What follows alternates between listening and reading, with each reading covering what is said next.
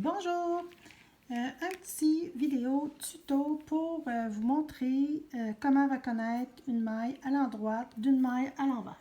C'est vraiment une bonne pratique ou une attention à porter à notre tricot pour quand on commence. C'est important de être capable de reconnaître nos mailles le plus rapidement possible. Donc, ça va vous aider aussi à lire votre tricot par la suite. Parce que des fois, on a un motif à faire, c'est pas toutes des mailles à l'endroit, toutes des mailles à l'envers, puis on veut être capable de comprendre qu'est-ce qu'on fait et non pas juste lire un patron maille après maille, puis si on fait une erreur, on s'en rend pas compte, on s'en rend juste compte quelques rangs ou mailles plus tard.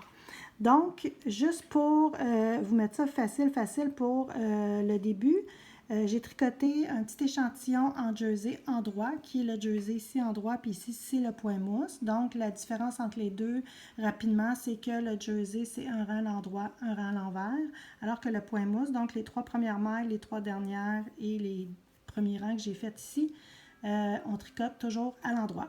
Donc, même quand on est sur le côté envers de notre tricot, on tricote à l'endroit. Donc, ce qu'on regarde ici au centre, c'est assez commun comme tricot, ce qu'on voit souvent finalement. Donc, vous voyez qu'ici, le petit V, quand on voit ici le petit V que ça fait dans notre tricot, fait que vous en avez une, mettons ici qu'on regarde sur ce rang-là ici, donc on en a une rose, après ça on est dans le jaune, on retourne dans le rose. Donc, des petits V, ça c'est une maille qui a été tricotée à l'endroit sur le côté qu'on regarde, bien entendu, parce que si on regarde l'autre côté, ça sera à l'envers. Donc, mais je ne vais pas vous mélanger, là. Donc, quand on voit ça ici, c'est une maille à l'endroit qui a été tricotée. Quand on regarde, après ça, du côté ici, comme j'ai toujours tricoté à l'endroit, bien, il y a un côté, quand je tricote à l'envers, ma maille à l'endroit, là, ici, ça me donne une maille à l'envers sur ce côté-là. Donc, quand on voit un petit bump comme ça veut dire qu'on a tricoté une maille à l'envers. Donc, si je regarde ici, j'en ai tricoté quelques-unes que je vais essayer de vous montrer. Donc, on voit que les petits bumps ici, ça, c'est des mailles que j'ai tricotées à l'envers.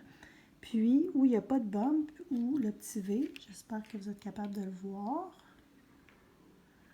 Donc, le petit V qui est collé là, sur notre aiguille, ça, c'est une maille à l'endroit. Peut-être que si je fais ça comme ça, vous allez voir mieux.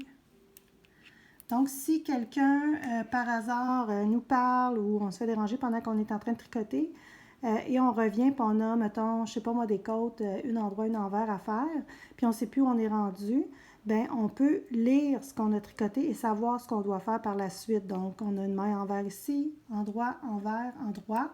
Donc, on est rendu à tricoter une maille à l'envers. Alors, voilà!